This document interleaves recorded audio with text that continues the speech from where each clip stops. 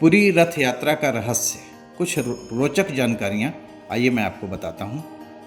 भगवान श्री जगन्नाथ की रथ यात्रा की सबसे बड़ी खासियत यह है कि इसमें किसी भी तरह का भेदभाव नहीं होता है।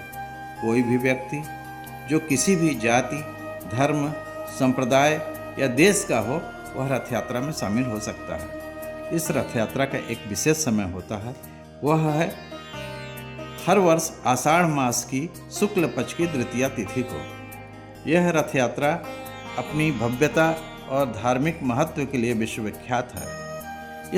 यह रथ यात्रा जो है भगवान जगन्नाथ अपने घर से अपनी मौसी के घर तक सीमित रहती है।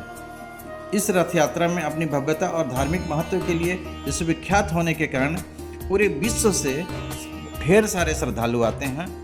उड़ीसा का पुरी धाम जो हमारे 4 प्रमुख धामों में से एक है। अन्य 3 धाम हैं श्री रामेश्वर धाम, श्री द्वारिकापुरी धाम और श्री बद्रीनाथ धाम। पुरी धाम भगवान श्री कृष्ण के जगन्नाथ स्वरूप को समर्पित है। बलभद्र, देवी सुभद्रा के साथ भगवान जगन्नाथ की 3 अलग अलग भव्य रथों पर सवार होकर अपनी मौसी के घर गुंडीचा मंदिर जाते हैं। आइए आपको बताते हैं कि इस रथ यात्रा की शुरुआत कैसे हुई। भगवान श्री कृष्ण के स्वधाम में जाने के पश्चात उनकी अस्थियों को समुद्र में विसर्जित कर दिया गया था। इसी समय उड़ीसा के राजा को स्वप्न आया कि समुद्र में एक पवित्र लकड़ी बहती हुई आएगी जिसे भगवान के स्वरूप में स्थापित करना होगा। वह राजा इंद्रदम्न ने एक मूर्तिकार की खोज की। मूर्तिकार की खोज करने के बाद उनसे मूर्ति बनाने का अनुरोध किया। कहते हैं यह मूर्तिकार स्वयं देव शिल्पी भगवान श्री विश्वकर्मा जी थे।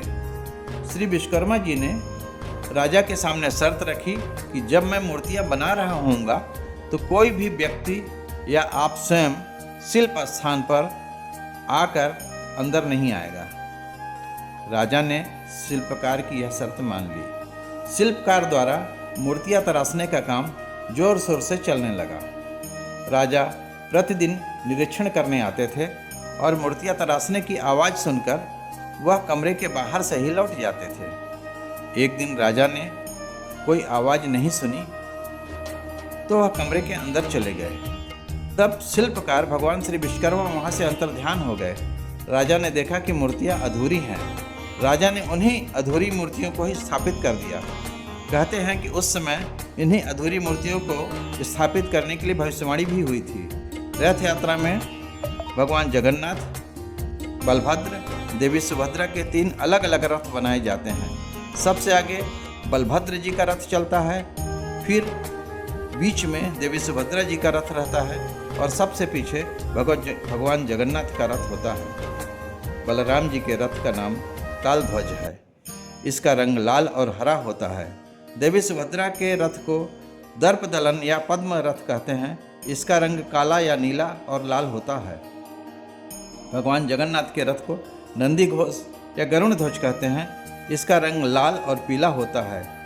इन रथों का निर्माण नीम की पवित्र लकड़ी जिसे दारू कहते हैं उससे होता है। रथ के निर्माण के लिए नीम के स्वस्थ और शुभ पेड़ की पहचान की जाती है।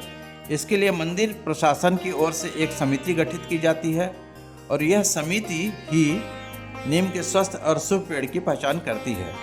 रथ के निर्माण में कील का प्रयोग बिल्कुल नहीं होता है।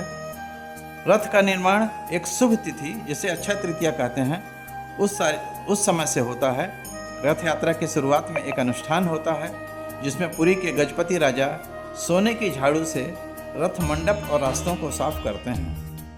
इसके बाद रथ यात्रा की शुरुआत होती है। आषाढ़ मास के 10वें दिन तीनों रथ फिर से गुंडीचा मंदिर से वापस अपने मंदिर की ओर प्रस्थान करते हैं। इसे बहुड़ा यात्रा कहते हैं। इसके अगले दिन मंदिर के द्वार एकादशी को खुलते हैं। जय जगन्नाथ। आशा है वीडियो पसंद आया हो तो इसे लाइक और सब्सक्राइब करें।